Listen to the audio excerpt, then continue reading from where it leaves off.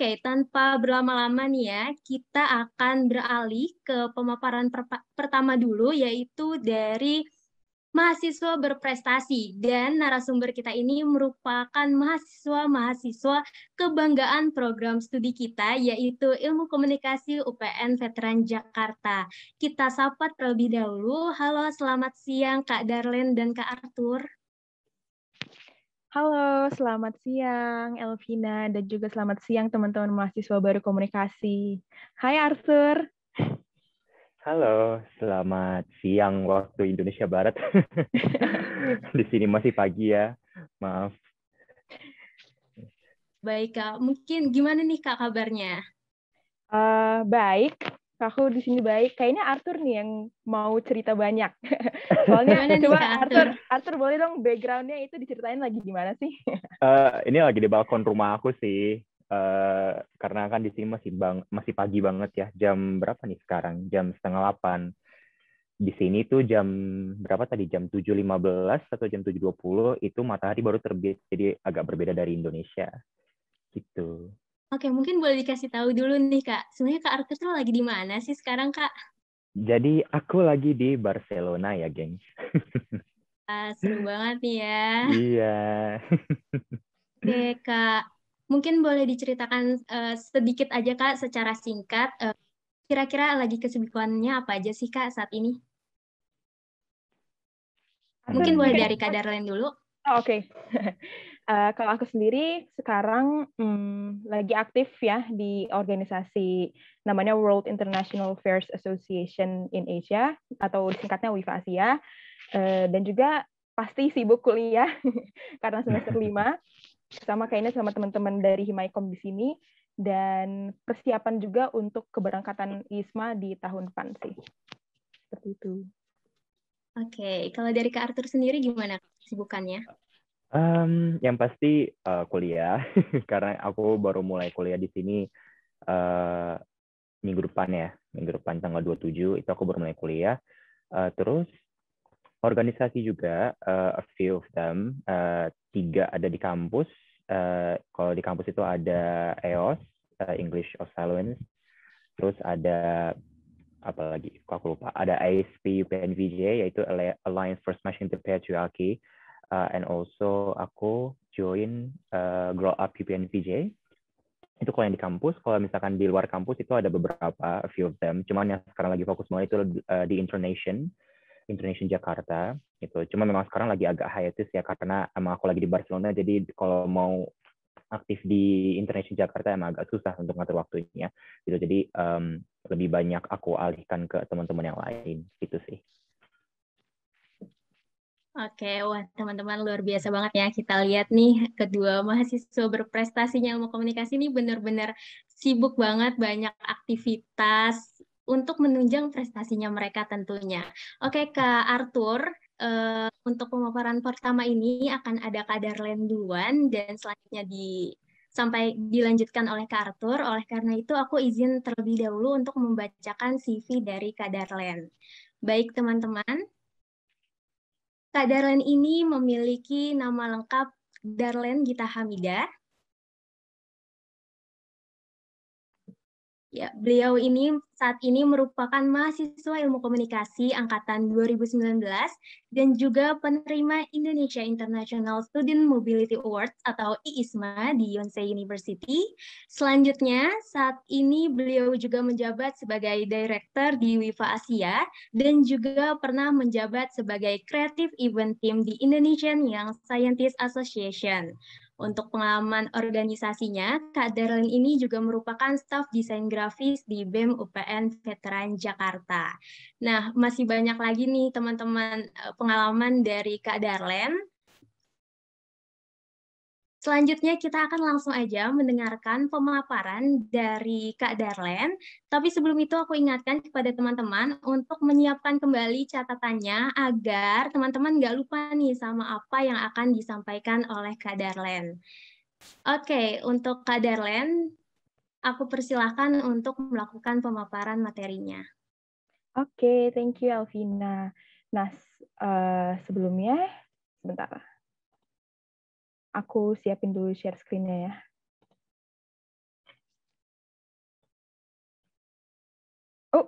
host disabled participants can sharing? Oke.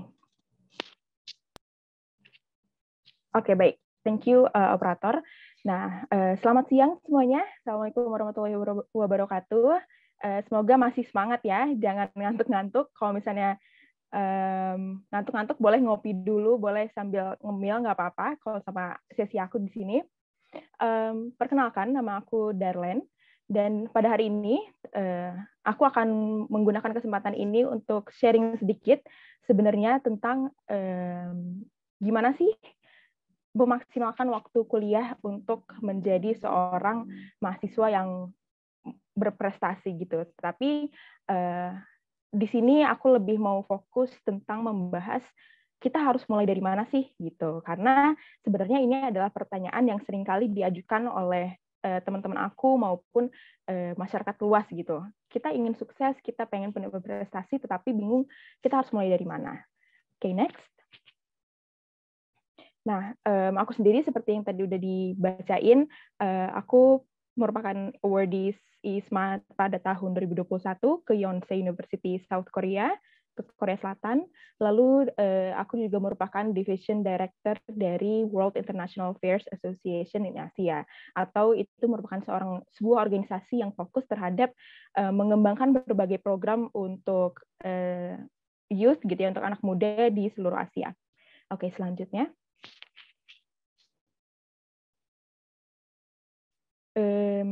Oke. Nah, waktu teman-teman Himaikom reach out ke aku gitu ya, aku diminta untuk ngobrol, untuk sharing tentang gimana sih caranya menjadi seorang mahasiswa berprestasi gitu. Tetapi kayaknya sebelum kita masuk ke topik itu, ada baiknya kalau misalnya kita take some time to really ask ourselves, untuk benar-benar bertanya kepada diri kita sendiri bahwa apa sih sebenarnya prestasi itu gitu. Karena semua orang memiliki definisi yang berbeda-beda tentang apa yang dimaksud dari prestasi. For some people, prestasi itu merupakan menang juara gitu ya, menang medali, menang penghargaan. Tapi untuk orang lain, untuk sebagian orang lainnya, prestasi adalah ketika aku berhasil menjadi orang yang lebih baik. Simple as that gitu. Next. Nah, sebenarnya nggak ada jawaban yang salah gitu.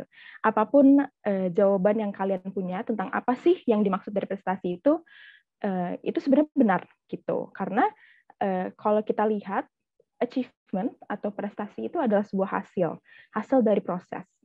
Semua hal yang kita berhasil capai itu merupakan prestasi gitu. Next. Nah, sekarang pertanyaannya adalah dari mana sih kita bisa mulai?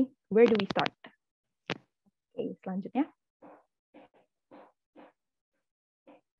Pada tahun 2019, waktu itu aku sempat menjadi bagian dari creative event team di salah satu organisasi pemuda di Indonesia, dan di situ aku kerjanya menjadi seorang event organizer. Dan pas kali di tahun 2019 sebelum pandemi ini aku sempat ngerjain project di Malaysia gitu. Kita bikin event tentang science fair, dan di situ aku lagi perjalanan pulang menuju bandara ke sana untuk ke Indonesia, dan aku bertemu sama supir taksinya ini atau Grab-nya. Kalau di sana dia pakai Grab. Dan kita ngobrol tentang banyak hal, kita berbagi pengalaman, dan at one point gitu kita ngobrolin tentang prestasi dan juga pekerjaan. Aku ingat banget dia bilang kalau misalnya kamu masih muda gitu, kamu seharusnya bisa mencoba banyak hal, meraih banyak hal dalam kehidupan ini. Terus dari situ aku bilang, tapi sebenarnya nggak semudah itu loh gitu. Karena terkadang banyak sekali dari kita yang merasa bingung atau merasa tersesat gitu ya, harus mulai dari mana, seperti itu. Lalu dia bilang, taxi drivernya ini, si supir Grabnya ini, dia bilang, once we all have purpose, we will always know where to go. Gitu. Dia bilang, ketika kita mempunyai suatu tujuan, kita akan tahu kemana kita harus pergi. Seperti itu. Jadi di sini dia bilang bahwa untuk meraih sesuatu suatu prestasi gitu ya di kehidupan kita, apapun di our college life gitu ya, kita harus punya tujuan terlebih dahulu. Karena dengan memiliki tujuan, kita akan tahu bagaimana untuk meraih prestasi tersebut. Next. Nah, maka dari itu, sebenarnya having a purpose atau memiliki suatu tujuan itu lebih besar daripada memiliki suatu mimpi. Karena based on my experience, dari pengalaman aku mempunyai mimpi itu adalah having a dream is something that wants you to fall asleep gitu ya. Having a dream, mempunyai mimpi itu adalah sesuatu yang membuatmu ingin cepat pergi tidur gitu. Tetapi ketika kamu memiliki purpose, kamu akan merasa kamu ingin cepat-cepat bangun dari tidur dan actually doing the work to achieve your dream gitu. Karena having dream is okay, tetapi having a purpose, it will help you work towards your dream, seperti itu. Makanya pada sesi hari ini kita nggak akan fokus tentang gimana caranya menggapai mimpi untuk menjadi seorang mahasiswa berprestasi gitu, tapi kita akan fokus tentang bagaimana sih kita membentuk tujuan atau gimana sih caranya kita bisa memiliki purpose untuk membawa kita meraih banyak hal dalam selama kita kuliah gitu. Oke, lanjut. Next. Nah, sekarang pertanyaannya adalah, how do we know what our purpose is? Gimana sih caranya kita bisa mengetahui tujuan kita gitu ya dalam kehidupan kuliah ini, tujuan kita, kenapa kita kuliah, kenapa kita harus punya prestasi A, B, C, D, seperti itu. Dan the only answer towards this question adalah melihat lebih dalam kepada diri kita, gitu. Jadi untuk mengetahui tujuan hidup kita, kita harus mengenal diri kita lebih lanjut. Apa sih hal yang kita sukai? Apa sih hobi yang kita miliki? Ada apa sih di dunia ini yang pengen kita bantu, gitu. Next. Nah, seorang penulis yang bernama Rick Warren, dia bilang, if you want to find your purpose in life, find your wound. Gitu. Kenapa sih aku suka banget quote ini? Karena benar sekali apa yang dikatakan Warren ini, bahwa ketika kita ingin memiliki tujuan dalam kehidupan kita, kita harus menemukan satu kekosongan di dalam diri kita. Karena dengan memiliki tujuan, kita akan memiliki target untuk memenuhi kekosongan tersebut atau menyembuhkan luka, wound yang kita punya dalam diri kita. Gini contohnya, ada beberapa orang yang merasa kalau mereka itu pengen, there are people who are struggling with mental issues gitu. Kita sering sekarang, alhamdulillahnya banyak sekali teman-teman yang berani speak up mengenai isu-isu mental health gitu ya, dan membantu orang yang memiliki isu yang sama atau masalah yang sama kayak gitu. Dan ternyata kenapa sih kita harus melihat alasan mereka kenapa mereka berani speak up seperti itu. Karena mereka merasa kalau dulu tuh aku nggak ada orang yang merasa memperhatikan aku kayak gitu. Dan dengan mereka dan dengan aku melakukan ini, aku berusaha untuk menyembuhkan diri aku dan juga sekalian membantu orang lain kayak gitu. Selanjutnya, kalau aku sendiri di pengalaman aku, I started with no purpose at all. Aku dulu nggak punya tujuan sama sekali, aku bingung harus kemana. Maka dari itu, aku berusaha untuk mencoba semua hal, yaitu aku coba ikut organisasi, coba ikut lomba, dan lain sebagainya, untuk berusaha mencari tujuan supaya aku bisa berprestasi. Next. Oke, ini merupakan sedikit dokumentasi dari hasil hyper experimenting. Kalau misalnya kalian pernah lihat videonya Nadiem Makarim di Twitter, dia bilang just hyper experiment out of everything that you do. Dan ini adalah hal yang aku berusaha lakukan karena aku mendengar pesan dari Nadiem Makarim itu. Aku coba menjadi seorang IO, mencoba ikut lomba, coba menjadi kepanitiaan dan lain sebagainya. Next. Ini quote yang tadi, selanjutnya. Dan dari seluruh proses yang dilalui untuk mencari tujuan itu, aku berhasil untuk meraih beberapa prestasi gitu. Contohnya menjadi TEDx speaker di New York, lalu menang lomba speech, dan terakhir yang recently adalah meraih beasiswa ISMA di Yonsei University seperti itu. Selanjutnya, dari semua hasil eksperimen itu ya, semua hasil mencari purpose itu, akhirnya aku menemukan bahwa purpose aku adalah giving youth opportunities to enrich themselves in international level experience, kayak gitu. Aku memiliki tujuan bahwa aku ingin mengajak teman-teman aku untuk berusaha memiliki pengalaman-pengalaman internasional gitu ya, supaya mereka bisa mengenali dunia yang mereka tinggali sekarang, seperti itu. Next. Jadi sebenarnya apa yang kita sebut prestasi ini, yang sebelumnya aku kasih tahu, itu adalah suatu usaha aku untuk meraih purpose dalam kehidupan ini, seperti itu. Makanya tadi aku bilang memiliki purpose itu adalah suatu hal yang penting karena itu akan membawa kita meraih berbagai macam prestasi di dunia ini. Next. Purpose akan membawa kita semua untuk meraih prestasi, dan meraih prestasi akan menjadikan kita menjadi seorang game changer, kayak gitu. Jadi kan tema hari ini adalah menjadi seorang game changer. Jadi if you guys are wondering, menjadi seorang game changer itu harus mulai dari mana? I would say that being a game changer start with having a purpose, gitu.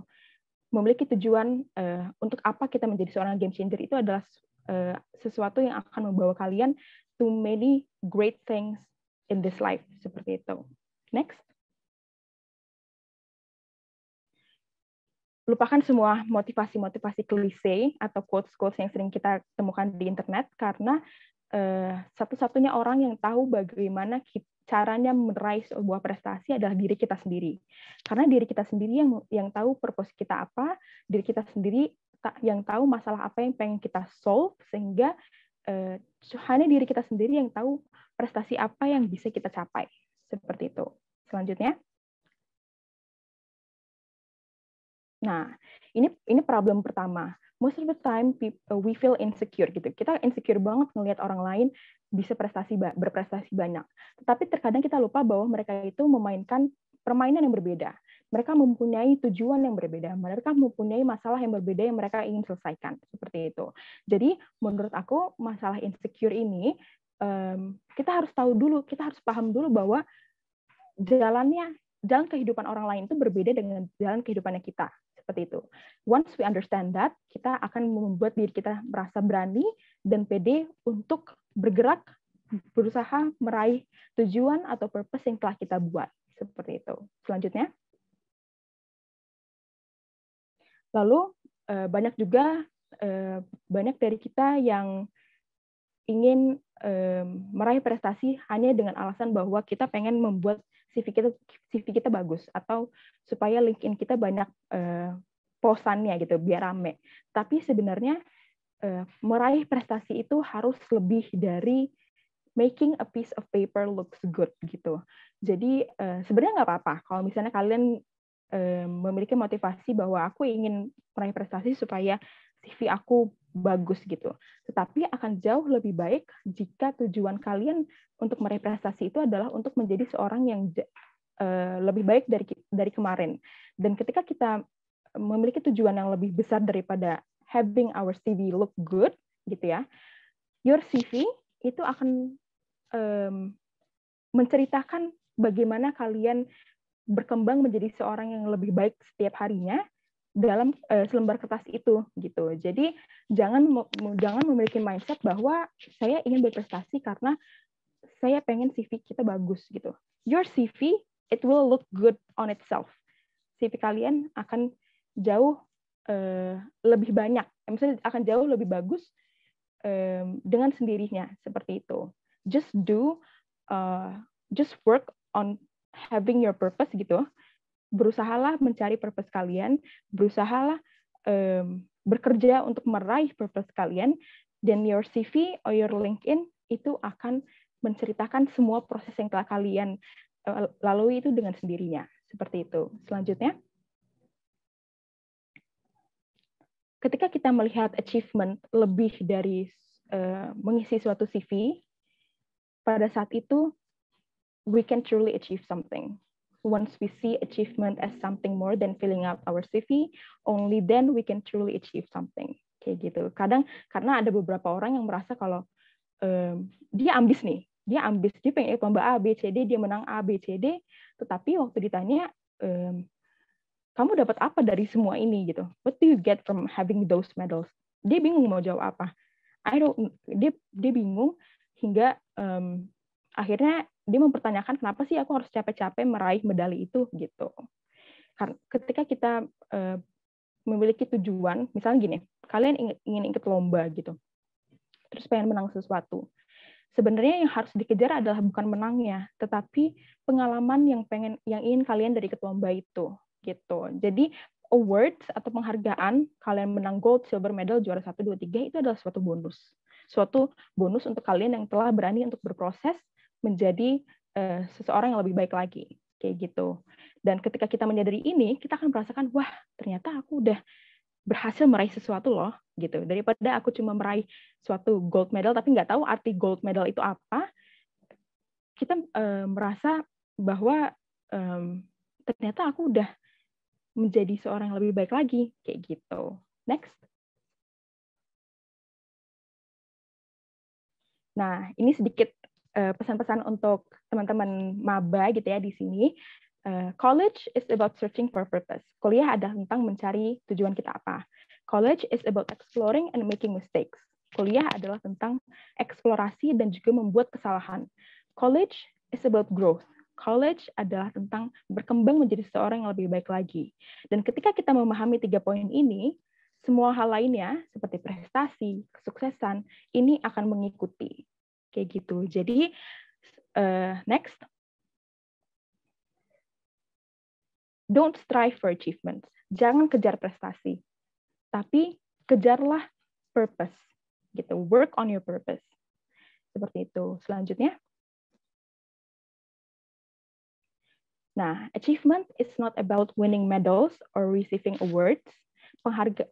Prestasi itu bukan hanya tentang memenangkan suatu medali atau menerima penghargaan, tetapi it's about the process of transforming ourselves to be one step ahead than yesterday. Prestasi adalah suatu proses tentang mengubah diri kita menjadi satu langkah lebih baik daripada kemarin. Pertanyaannya sekarang adalah, how do you want to transform yourself? Bagaimana kalian ingin mentransformasikan diri kalian sendiri? Selanjutnya, terakhir, untuk menutup sesi ini, quote dari Mark Twain adalah, the 2 most important days in our life is the day we were born and the day you find out why. 2 hari paling penting dalam kehidupan kita adalah hari di mana kita lahir dan hari di mana kita mengetahui alasan kita lahir itu kenapa. Dan hari kedua itu adalah hari di mana kita menemukan purpose kita apa. Baik, selanjutnya. Sekian dari aku, terima kasih sudah mendengarkan. Ini ada beberapa channel sosial media untuk teman-teman yang mau connect gitu ya, apalagi di LinkedIn boleh, dan juga di Instagram. Dan juga kalau misalnya teman-teman ingin lebih tahu mengenai international programs itu seperti apa, bisa follow di @wifasia, ataupun kalau misalnya kalian ingin mencoba untuk daftar ISMA di tahun depan, aku bisa membantu, langsung aja di WhatsApp di 0821 22667091. Oke, terima kasih. Semoga teman-teman paham apa yang berusaha aku sampaikan. Wassalamualaikum warahmatullahi wabarakatuh. Terima kasih. Waalaikumsalam warahmatullahi wabarakatuh. Terima kasih Kak Darlen atas pemaparannya. Wah, teman-teman, kita mendapatkan insight baru nih bahwasannya ketika kita mengejar mimpi, kita juga harus punya tujuan yang jelas ya Kak. Jadi ketika kita meraih mimpi kita itu, kita udah tahu nih arti dari kemenangan itu sendiri gitu. Jadi kita nggak mengalami kekosongan itu ya Kak. Benar banget, Alvina. Oke, baik Kak Darlen. Sebelum kita berbicara lebih lanjut lagi, aku akan beralih dulu ya Kak ke Kak Arthur. Oke, silahkan. Oke, baik Kak Arthur. Sebelum melakukan pemaparan, aku izin membacakan CV terlebih dahulu ya Kak. Oke, teman-teman. Jadi Kak Arthur ini memiliki nama lengkap Ernanda Dalimunte. Beliau merupakan mahasiswa ilmu komunikasi angkatan 2019 dan juga penerima Indonesia International Student Mobility Awards (IISMA) di Pompeu Fabra University. Selanjutnya, untuk pengalaman organisasi, beliau merupakan Head of Campaign Department Alliance for Smashing the Patriarchy UPN Veteran Jakarta, Head of Creative Writing Division EOS UPN Veteran Jakarta, dan Staff of Research Department Grow Up UPN Veteran Jakarta. Dan masih banyak lagi pengalaman yang dimiliki oleh narasumber kita pada siang hari ini. Oke, teman-teman, karena teman-teman juga pastinya udah nggak sabar nih mendengarkan pemaparan materi yang kedua, jadi langsung aja aku persilahkan kepada Kak Arthur untuk melakukan pemaparan materinya. Oke, terima kasih banyak Elvina atas kesempatan dan waktunya. Mungkin boleh tolong di-share screen-nya, operator?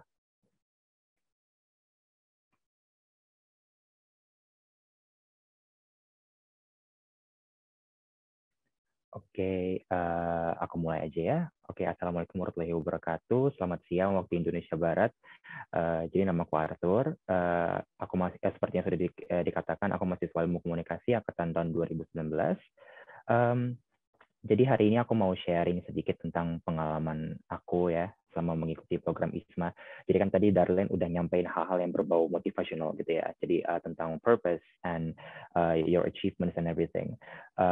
Jadi kali ini aku pengen nyampein hal-hal yang lebih let's say bisa dibilang lebih teknikal gitu ya. Jadi hal-hal yang masih berbau motivational tapi aku kaitkan dengan ISMA kayak gitu. Oke, boleh di next. Oke, nah jadi untuk program ISMA ini ada beberapa hal yang sebenarnya kita tuh perlu ketahui gitu ya. Jadi nggak bisa sembarangan kayak kita cuman sekedar kayak oh aku pengen ikut ISMA gitu loh. Nah tapi ada 3 hal yang kalau bagi aku pribadi itu aku selalu perhatikan whenever I mengikuti sebuah program atau event atau misalkan sebuah kepanitiaan gitu ya. Nah, jadi di sini ada di slide ini dibilang what it takes for me to get into ISMA 2021 program. Nah, jadi di sini ada 3. Yang pertama itu aku jelaskan dulu adalah diversity as inspiration. Nah, ini yang merupakan motivasi aku gitu loh. Nah, maksudnya apa? Nah, diversity ini as we know gitu ya. Nah, setiap orang kan berbeda-beda, punya different backgrounds, different purposes even. Different achievements and different educational backgrounds and everything else gitu ya. Nah jadi di sini tuh apa ya kayak kesempatan-kesempatan seperti ini itu bakal jadi ajang ya, nggak cuma buat aku tapi buat kita semua gitu ya untuk mencari diversity ini, mencari perbedaan-perbedaan ini gitu ya. Nah jadi dari situ kita bisa belajar kayak oh misalkan orang seperti si A gitu ya. Nah, dia itu seperti apa dan misalkan achievement dia seperti apa, cara dia mencapai achievement itu seperti apa dan segala macamnya. Nah, tapi ada juga orang si B gitu ya yang seperti yang tadi Darlene udah jelaskan gitu ya, have different purposes, have different achievements gitu ya. Nah, dan gimana cara mereka mencapai proses itu gitu ya. Nah, jadi program-program seperti ini tadi yang udah dijelaskan juga oleh Darlene, ya itu bukan jadi semacam ajang hanya untuk mencapai achievement gitu ya, untuk meraih medal atau membuat CV kita bagus gitu ya, tapi yang paling penting adalah mencari perbedaan-perbedaan ini gitu ya. Nah, dan gimana kita bisa mengaplikasikannya ke dalam diri kita sendiri gitu loh. Nah, jadi memang salah satu hal yang paling penting itu adalah untuk membuka pikiran kita gitu loh, to be open minded gitu loh. Nah, open-minded ini tuh nggak cuma sekedar kayak, oh aku bisa menerima gitu, atau kayak aku bisa membuka pikiran aku, terus kayak melihat segala hal dalam segala perspektif gitu ya, tapi juga untuk kayak kita harus tahu gitu, misalkan kayak oke, kita udah tahu nih perspektif si A seperti apa, perspektif si B seperti apa. Nah, tapi apa yang bisa kamu ambil dari situ? Gitu. Apa yang bisa kalian ambil dari situ dan apa yang bisa kalian aplikasikan, apa yang bisa kalian saring gitu ya kan. Dan gimana caranya sih mengerti perspektif orang lain, even though misalkan kayak itu sangat bertentangan dengan sangat bertentangan dengan misalkan kayak pandangan kita atau kepercayaan kita atau misalkan ideologi kita dan segala macamnya gitu. Jadi motivasi aku untuk ikut ISMA itu adalah untuk belajar, tapi gak cuma secara akademik gitu ya, kalau misalkan akademik kita udah ngerti lah ya gitu caranya gimana, prosesnya seperti apa gitu ya. Nah, tapi juga untuk belajar dari orang lain gitu ya, untuk belajar dari lingkungan aku, untuk belajar dari misalkan kota yang aku tinggal itu sekarang kayak gimana, kulturnya seperti apa, customs and manners orang-orang di sini seperti apa gitu loh. Nah, jadi diversity ini tuh yang jadi motivasi aku, dan mungkin bagi teman-teman yang mungkin tertarik untuk ikut ISMA tahun depan gitu ya, itu bisa jadi motivasi kalian juga gitu. Nah, yang kedua itu ada knowing my purpose, yaitu yang menjadi integritas aku. Gitu. Nah, again, balik lagi ke purpose kan, karena ini sangat penting ya, gitu. Jadi, misalkan let's say gini, kalian mau ikut ISMA atau mau ikut program internasional lainnya, misalkan. Nah, program internasional ini tuh kan ya kita harus pergi ke luar negeri untuk mengikuti sebuah program yang dimana kita sendiri, gitu ya. Kita hidup sendiri, kita harus survive sendiri. Dan menjalani keseharian kita sendiri gitu ya, tanpa misalkan kenal orang lain di sini misalkan, atau kayak kita jauh dari orang tua misalkan gitu ya. Nah, your purpose here gitu ya, purpose kalian untuk ikut program-program seperti ini itu nggak cukup hanya dengan sekedar kayak nggak cuma sekedar kayak misalkan kalian, oh aku pengen ikut karena aku keluar negeri, atau misalkan oh aku pengen ikut karena keluar negeri gratis gitu kan. Itu kan sering banget ya jadi ini orang ya, itu jadi motivasi orang gitu ya, atau misalkan kayak cuma karena ini gratis atau ini keluar negeri jadi mereka pengen ikut, tapi pas mereka nyampe sana misalkan mereka nggak bisa adaptasi, mereka nggak bisa mengetahui cara orang-orang di sini hidupnya seperti apa dan cara orang berkomunikasi seperti apa gitu ya. Nah, jadi purpose kalian itu kalau misalkan mau ikut program seperti ini tuh nggak cukup hanya dengan sekedar cuman sekedar kayak oh ya udah aku pengen ikut karena A atau aku pengen ikut karena B. Nah, tapi ditanyakan lagi ke diri kalian sendiri, kenapa aku pengen ikut karena A? Kenapa aku pengen ikut karena B? Gitu. Nah, berikutnya ada being observant and critical at all times, yaitu value yang selalu aku pegang gitu ya. Nggak cuma untuk ikut program seperti ini kayak ISMA ini, tapi juga di keseharian aku gitu ya. Jadi penting banget nih buat kalian terutama maba gitu ya. Jadi ini pengen aku ingetin ya, maksudnya sekalian jadi motivasi juga. Tolong kalau misalkan kalian bisa cari semua informasi itu sendiri gitu ya. Jangan gini, sebenarnya boleh nanya gitu ya, boleh nanya, pasti boleh banget nanya. Tapi as long as you have the resources gitu ya, ketika kalian masih punya resource itu sendiri atau kayak sumber yang bisa kalian cari sendiri, jangan selalu bertanya gitu ya. Jadi we are in 2021 gitu ya. We already have smartphones and internet and everything. Kalian bisa cari semua informasi yang kalian butuhkan di situ. Bertanyalah jika memang itu penting atau memang itu misalkan diperlukan gitu ya. Jadi itu being observant, kita harus benar-benar observant ya, dan juga harus kritikal gitu. Jadi kita harus memilih mana yang bisa kita tanyakan, mana yang masih bisa kita cari sendiri gitu ya. Dan juga tolong baca gitu ya, jangan capek untuk membaca gitu ya. Itu hal yang sangat penting sih menurut aku. Oke, next. Nah, di sini aku mau sharing karena aku sudah ikut berbagai macam organisasi dan aku sudah menghadapi banyak interview, baik itu aku yang menginterview atau aku yang diinterview orang lain. Ini ada beberapa poin yang pengen aku sampaikan. Nah, tipsnya seperti apa? Nah, yang pertama, body language is everything. Nah, jadi kalian itu kalau misalkan interview, nggak bisa tuh diam doang. Harus ada body language yang misalkan kalian kasih. Misalkan kalian tangannya gerak, atau misalkan mata kalian harus mengarah kemana, kayak gitu ya. Jadi, itu bisa jadi focal point yang bakal diperhatiin sama interviewer kalian. Nah, yang kedua itu ada say what needs to be said. Jadi kalian boleh terbuka, tapi jangan overshare gitu ya. Kalau misalkan kalian terbuka, tapi itu memang perlu untuk dikatakan, atau misalkan itu bisa menjadi poin yang memang jadi nilai plus buat si interviewer, itu bisa dikatakan. Tapi kalau misalkan itu bisa dikatakan sebagai oversharing, itu mending nggak usah. Kayak gitu ya. Nah, yang ketiga itu ada make notes about focal points that you want to say. Nah, jadi sebelum misalkan kalian interview, itu kalian bisa bikin dulu tuh poin-poin yang penting yang pengen kalian sampaikan tuh apa aja. Jadi biar kalian tuh nggak ngeblank gitu ya. Nah, yang keempat ada pay attention to how you present yourself. Nah, jadi kalau misalkan kita mau interview, itu nggak bisa kita misalkan kayak let's say secara appearance gitu ya. Oh, kita berantakan, kita nggak rapih, kita nggak misalkan nggak ready gitu ya kelihatannya, nah itu nggak bisa gitu. Jadi karena nanti interviewer ngeliatnya kayak oh kalian nggak semangat nih buat ikut interview ini gitu.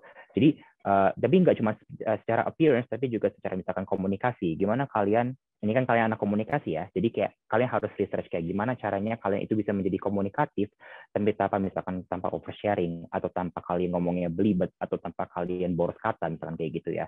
Jadi itu how to present yourself, nah itu sangat penting diperhatikan dalam interview.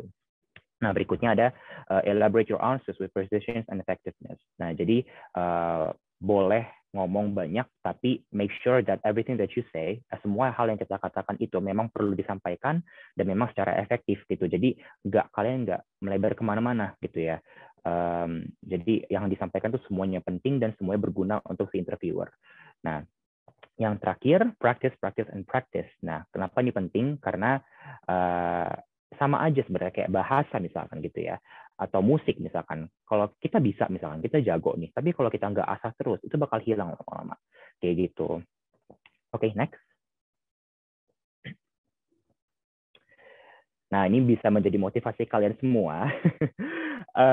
Jadi ini adalah kampus yang bakal misalnya kayak aku nanti bakal belajar di kampus ini. Nah, jadi Pompeu Fabra ini ada 3 kampus, yaitu kampus MAR, ada kampus Pobleno, dan kampus Citadea. Nah, yang di tengah ini, kampus Citadea, itu bakal jadi kampus aku selama 1 semester ini.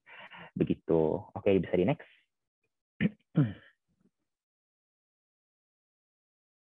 Nah, ini nih salah satu purpose yang bisa jadi bisa kalian pertimbangkan gitu ya. Misalkan kayak ini kan ada why I choose UPF as my host uni gitu kan, ada rankingnya seperti apa, ada locationnya seperti apa, ada sistem belajarnya seperti apa. Aku nggak bakal bacain karena kalian bisa baca sendiri, tapi yang pengen aku sampaikan adalah jadi misalkan kalian pengen ikut program exchange seperti ini gitu ya, kayak ISMA ini misalkan. Nah, jadi kampus yang kalian pilih itu nggak cuma bisa sekedar kalian based on misalkan kayak fame misalkan, atau misalkan kayak gengsi gitu ya. Kalian harus cari tahu dulu gitu loh, kampusnya seperti apa, sistem belajarnya seperti apa gitu. Jadi ranking sebenarnya bisa dijadikan patokannya, tapi jangan jadikan itu patokan utama gitu. Contohnya, ini yang kayak aku sudah taruh gitu ya, fast-paced learning. Different from most Indonesian campuses, UPF focuses on their daily classes activities on projects, seminars, discussion, and case analysis. Theories and conceptual materials are done with independent studies. Nah, jadi berbeda banget sama di Indonesia, di kelas itu kita langsung diskusi, kita langsung bikin project, kita langsung seminar, kita langsung analisis kasus gitu ya. Jadi kita tuh nggak belajar materi di kampus gitu ya. Nah, kita harus cari tahu nih kampus-kampus si A, B, C itu seperti apa sistem belajarnya gitu. Apakah nanti kalau misalkan kalian sudah tahu, misalkan oh kampus A sistem belajarnya seperti ini, apakah cocok buat kalian gitu ya. Jadi jangan hanya melihat gengsi atau kayak oh aku pengen ke US biar keren, atau misalkan biar dibilang orang ke US tuh oh keren banget gitu ya. Itu sebenarnya nggak penting gitu loh. Untuk melihat fame yang seperti itu ya gitu. Takutnya nanti itu tadi kalau misalkan kalian sudah ngikutin gengsi atau apa kayak kata orang gitu ya, nah tapi nanti ujung-ujungnya kalian nggak bisa ngikutin sistem pembelajaran di sana dan tugas-tugas di sana seperti apa beratnya gitu ya. Nah itu bisa jadi focal point yang sangat kritikal buat kalian untuk diperhatiin gitu ya. Oke, di next.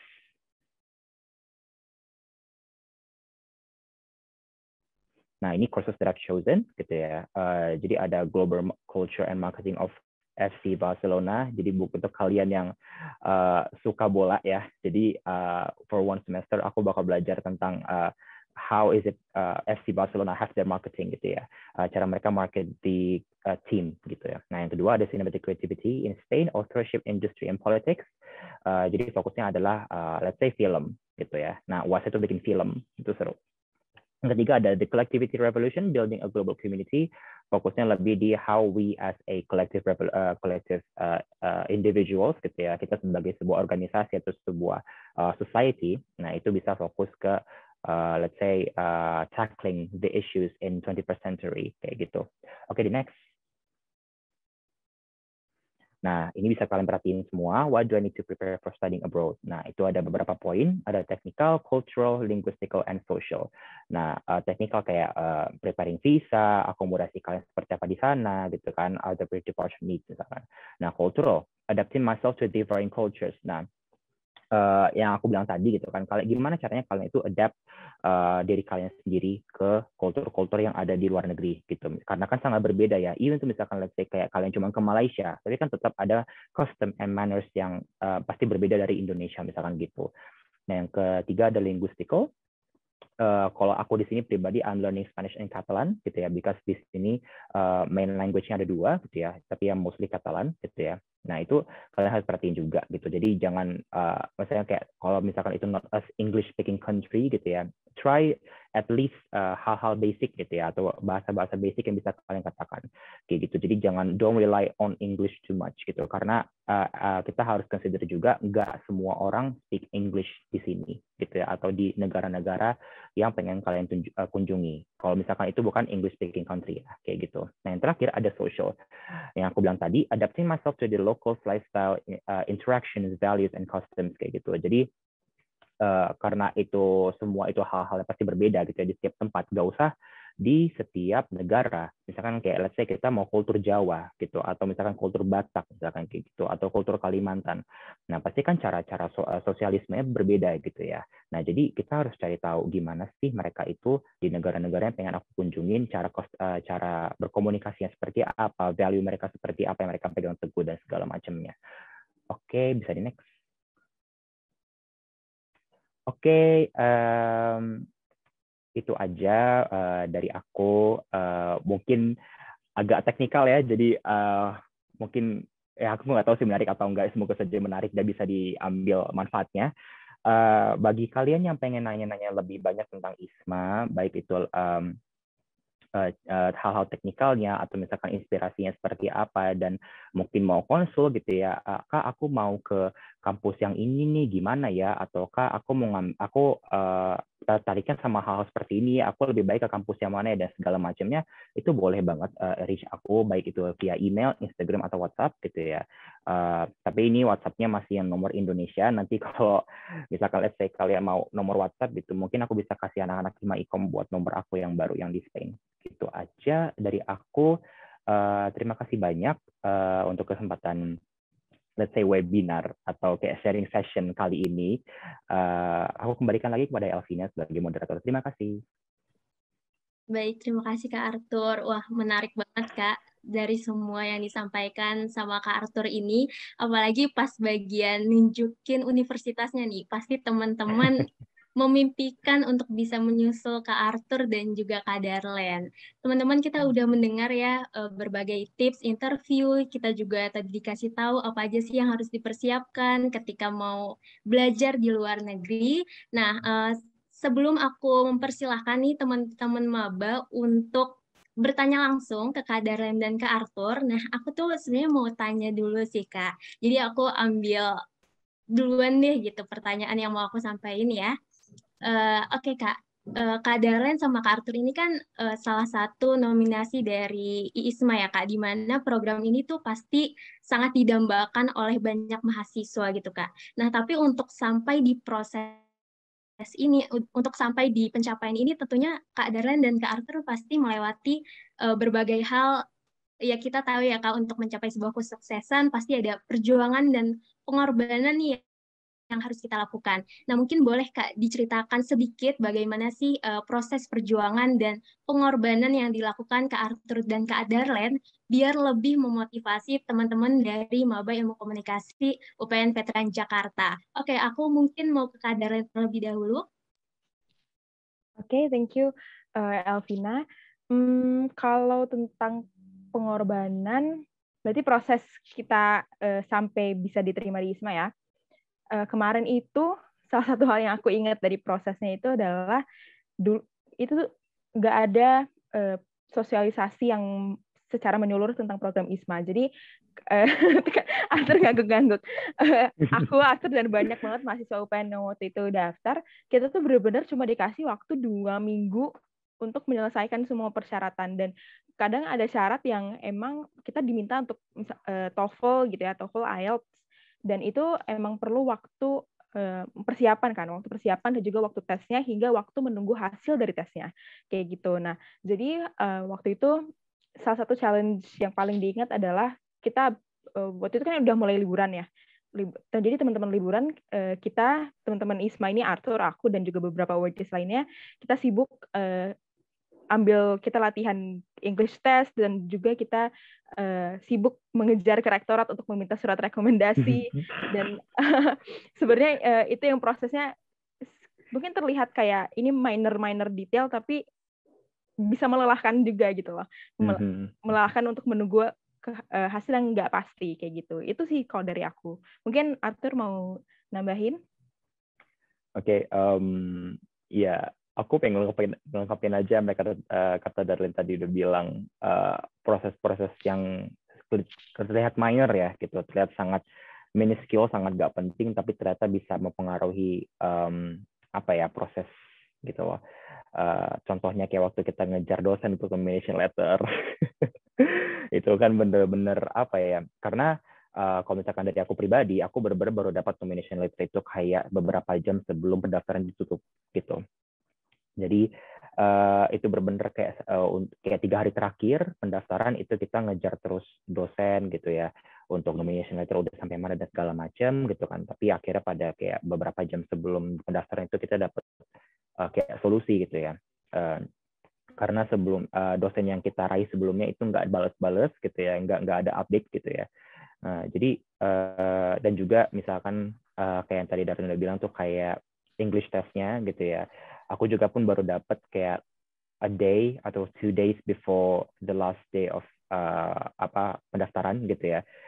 Karena yang tadi udah dibilang juga itu kan butuh waktu ya untuk prosesnya gitu. Karena kalau misalkan aku sama Darren itu pakai Duolingo English test gitu, yang dimana kita bisa ambil tes itu dan nunggu hasilnya dalam waktu 2 hari gitu kan. Tapi even though 2 hari sekalipun untuk pendaftaran yang seperti ini, dan kayak tadi Darren udah bilang yang persiapannya sangat kurang gitu ya, karena hanya dalam waktu 2 minggu dan gak ada sosialisasi, itu 2 hari itu sangat berharga bagi kita semua kayak gitu. Jadi dan juga aku pengen bilang untuk pengorbanan itu yang pasti ada uang gitu. Karena gini, untuk gak cuma ISMA, tapi semua program exchange ke luar negeri, fully funded nih, aku ingetin buat kalian semua, fully fundednya program tersebut pasti bakal ada uang yang kalian keluarkan gitu, baik itu uangnya di reimburse kah, atau uang yang memang benar-benar kalian konsumsi pakai uang pribadi kah gitu. Jadi memang kalau kalian itu udah berdedikasi untuk ikut exchange program gitu ya, kalian juga harus udah siap untuk masalah finansialnya gitu. Kayak let's say contohnya teman-teman ISMA yang ke US gitu ya, yang ke Amerika, itu mereka mengorbankan kayak uang yang literally let's say kayak 10-15 kali lipat dari yang apa yang sudah aku korbankan, seperti itu. Even though walaupun uangnya balik lagi ya gitu. Beberapa dari uang yang sudah dikorbankan itu balik lagi gitu, karena kan ada beberapa biaya yang direimburse oleh ISMA itu sendiri gitu. Tapi itu dia, maksudnya yang kayak kita harus benar-benar siap, baik itu mental, fisikal, finansial, dan aspek-aspek lainnya gitu loh. Jadi nggak bisa cuman yang aku udah bilang tadi, nggak bisa cuma sekedar kayak aku pengen ikut tapi kayak nggak ada persiapan, dan salah satunya finansial ini. Oke, gitu aja dari aku. Oke, mungkin ini juga sebenarnya aku pernah ngalamin juga Kak, ketika aku butuh recommendation letter gitu ya Kak. Kadang yang susah itu ada di kayak pihak universitas atau instansi terkait gitu ya Kak. Nah makanya kenapa teman-teman kita tuh harus punya tujuan yang jelas dalam langkah yang kita ambil. Karena ketika ada halangan-halangan itu yang kadang bikin males juga nggak sih Kak? Kayak aduh kitanya udah semangat tapi dari orang-orang yang dibutuhkan ternyata ada kesulitan, itu pasti akan menurunkan banget tuh teman-teman semangat dari dalam diri kita. Makanya kenapa butuh tujuan yang jelas. Jadi ketika ada rintangan tersebut, ada halangan tersebut, kita tuh tetap optimis dan tetap bisa memperjuangkan apa yang mau kita perjuangkan gitu ya Kak. Nah oke, mungkin buat teman-teman maba nih boleh langsung aja raise hand. Aku kasih kesempatan untuk bertanya langsung ke mahasiswa berprestasi kita, yaitu Kak Arthur dan juga Kak Darlene. Oke, udah ada nih dari kelompok Biar Benar, Raihan, boleh langsung aja on mic. Terima kasih Kak Elvina. Saya ingin bertanya sebenarnya tadi yang dari pemaparan yang dari Kak Darlene, cuman Kak Arthur kalau pengen jawab juga nggak apa-apa. tentang bagaimana caranya menjadi mahasiswa berprestasi ya tadi ya. Nah, saya ingin bertanya, Kak. Jadi kan saya mengalami beberapa hal dalam hidup saya selama 18 tahun ini, dan saya tuh pernah mengikuti beberapa jalan untuk mencapai sebuah prestasi, cuman enggak gara-gara banyak gitu, kayak banyak bidang yang sudah saya jalani, cuman semuanya itu enggak sesuai dengan apa yang ada dalam hati saya. Jadi saya semua itu terdorong dari perkataan orang lain, jadi bukan dari diri saya sendiri. Nah, menurut Kakak lebih baik saya mengikuti banyak perlombaan seperti itu, cuman nggak ada hasilnya, dan selama proses itu saya merasa terbebani, atau saya meyakinkan diri dalam diri saya sendiri buat tutup telinga terus berteriak, kayak saya pengen jadi diri saya sendiri aja gitu, Kak. Ya, terima kasih, Kak. Oke. Panggilannya siapa? Rehan, Satria? Rehan atau Satria? Boleh, Kak. Mau Satria atau Rehan, nggak apa-apa. Oke. Rehan, kayaknya dari pertanyaan kamu sebenarnya udah tahu deh jawabannya apa. Gitu. Ya kan? Orang-orang di sekitar kita, one way or another, tuh pasti akan memberikan komentar gitu. Kita ikut lomba A, dibilangnya ngapain ikut lomba? Hasilnya kan cuma menang doang, tapi nggak bakal bawa benefit apa-apa. Dan kita nggak ikut lomba, mereka bilang, kenapa nggak ikut lomba? Lu kupu-kupu doang nih, sayang banget. Gitu kan. So, dari pertanyaan yang kamu udah kasih tahu, jawabannya simple, tutup telinga aja. Gitu.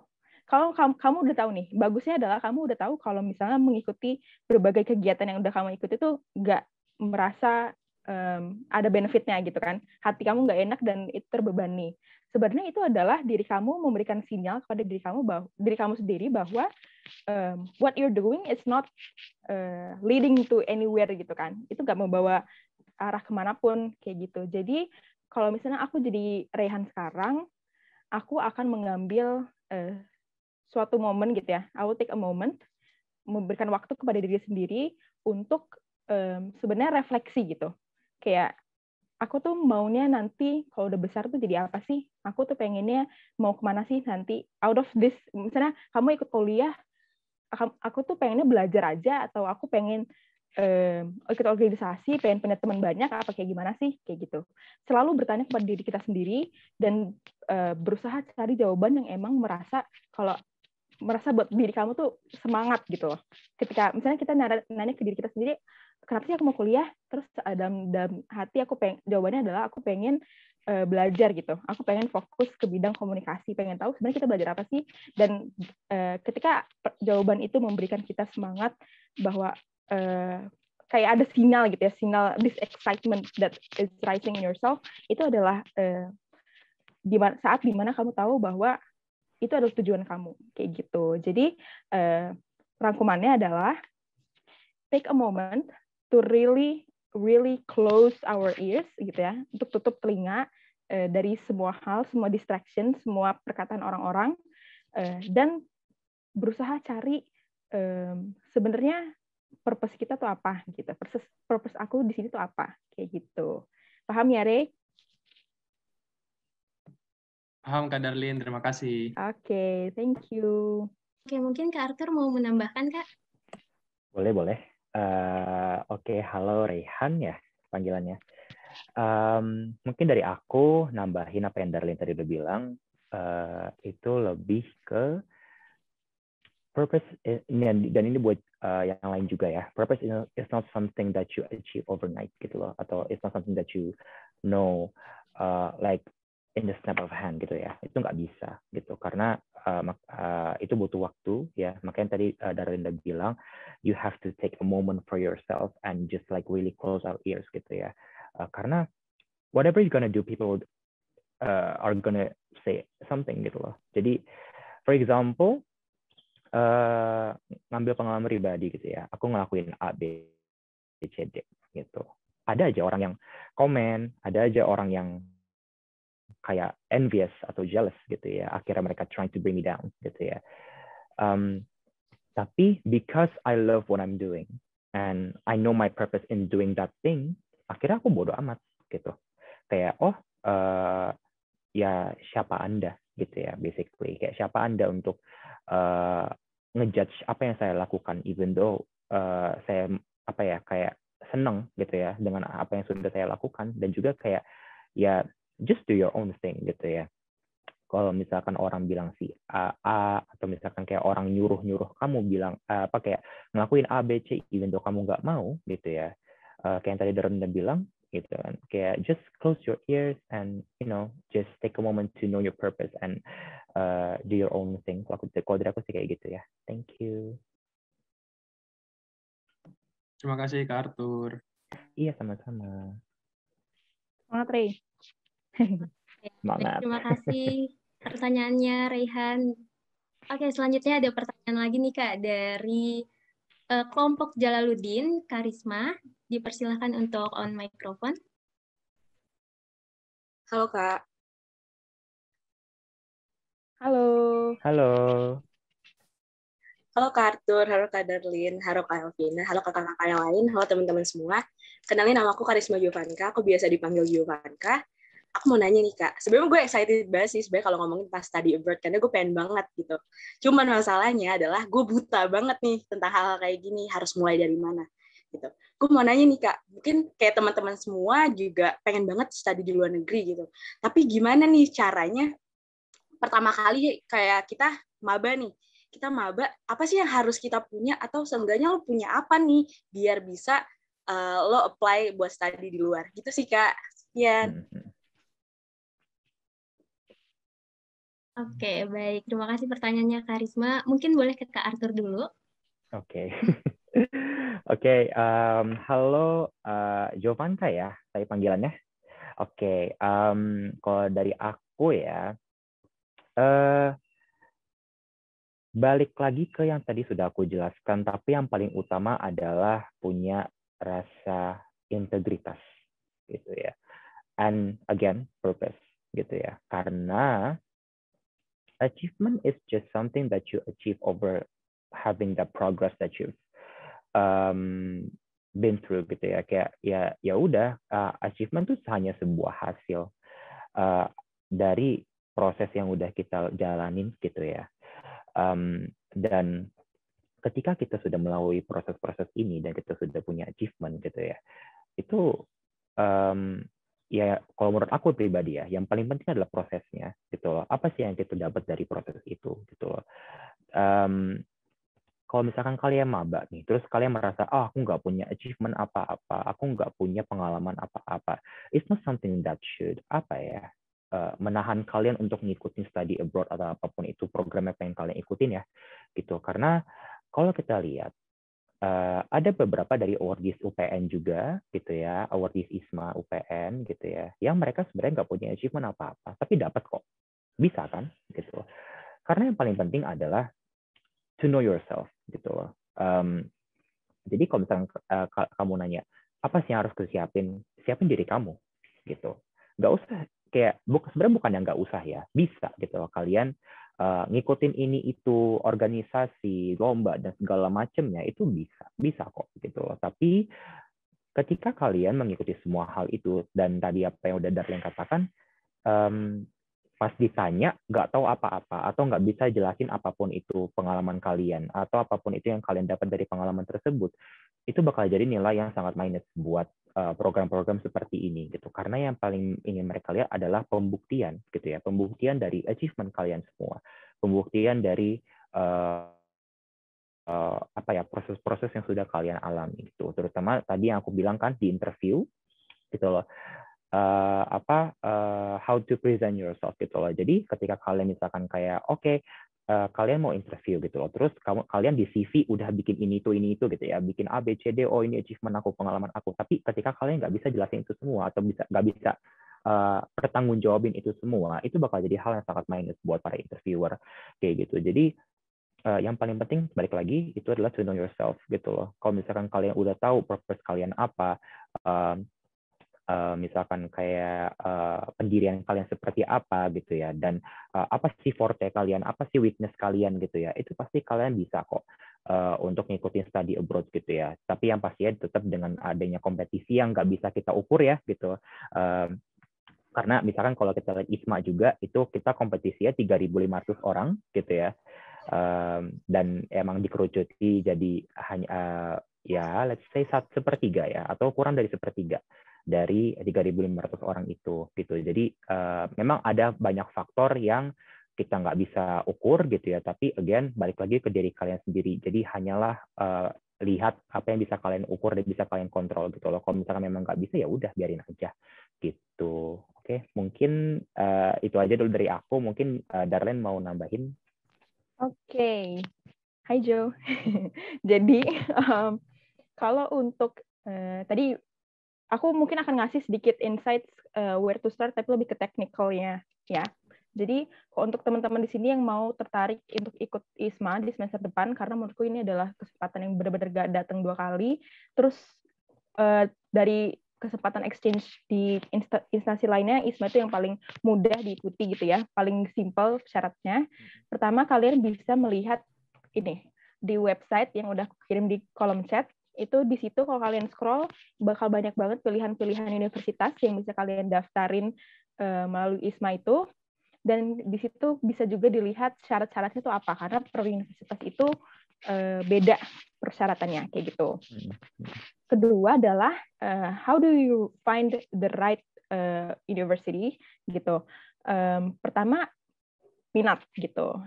Kayak misalnya gini, kita semua enggak kita semua sih sebenarnya.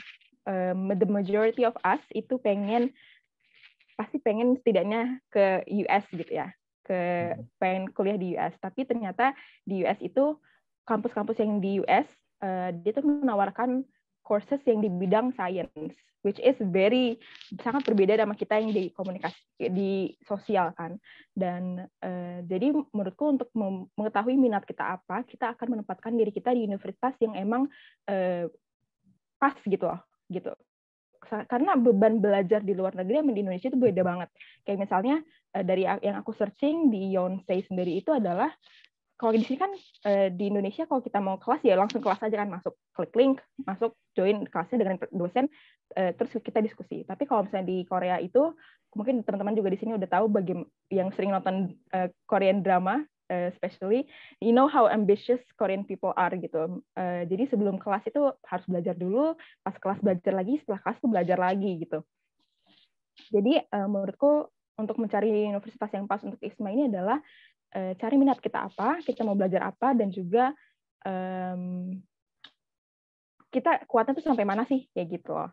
Jadi I would say kalau misalnya kalian udah ketemu universitas maunya universitas apa, dari situ bisa langsung di list syaratnya apa aja. Misalnya English proficiency test-nya dia tuh mintanya TOEFL atau IELTS, atau bisa dua-duanya dan bahkan bisa Duolingo. Terus courses yang ditawarin tuh apa aja, dan kehidupan di sana tuh kayak gimana sih kayak gitu. Dan dari situ bisa nyicil. Enaknya kalian itu adalah kalian punya waktu banyak gitu sampai tahun depan, sampai Mei 2022 untuk mempersiapkan ikut ke ISMA gitu. Jadi dari searching ini bisa mulai persiapan untuk ke ISMA gitu, Jo. Oke deh Kak, bagus banget. Makasih banget ya Kak. Seenggaknya gue tahu nih apa yang harus gue persiapkan. Mulai dari cari tahu diri gue sendiri dulu sih yang pasti ya. Iya, bener banget. Thank you, Jo. Senang bertemu dengan Jovanka. Terima kasih Jovanka atas pertanyaannya. Nah, Kak, ternyata nih Kak, yang semangat itu nggak cuma mahasiswa barunya, jadi ada teman-teman dari panitia yang juga udah excited banget nih Kak buat bertanya. Nah, udah raise hand orangnya. Kita langsung aja persilahkan Hunafa untuk menanyakan pertanyaannya langsung kepada Kak Darlene dan juga Kak Arthur. Oke, jadi kenalin dulu ya Kak. Gue Huna dari angkatan 2020. Sebenarnya pertanyaannya agak apa ya, biasa aja. Tapi mungkin udah terlalu penting juga sih. Sebenarnya kalau misalnya ikut ISMA. Pede aja. Iya benar.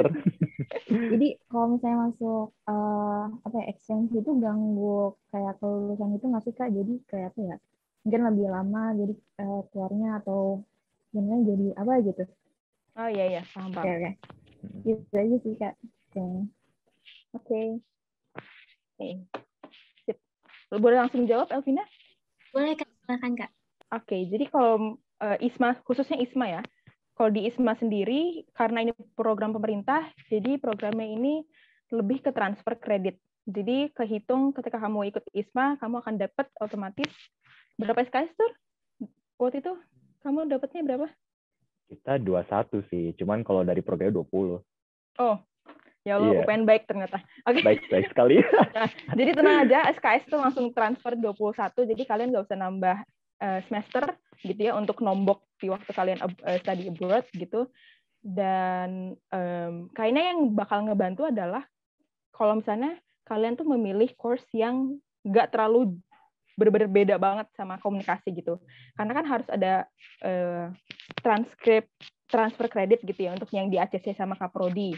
Dan itu biasanya Kaprodi tuh ngelihat kalau misalnya matkul yang kalian pilih itu jauh terlalu berbeda dari komunikasi ataupun rumpun ilmu sosial, itu bakal rada sulit untuk transfer kreditnya gitu. Tapi kayaknya kalau di UPN sendiri udah dijamin gitu ya bahwa yang ikut ISMA itu dapat transfer 21 SKS, jadi tenang aja, kamu insya Allah bisa lulus tepat waktu. Waktu. Gitu.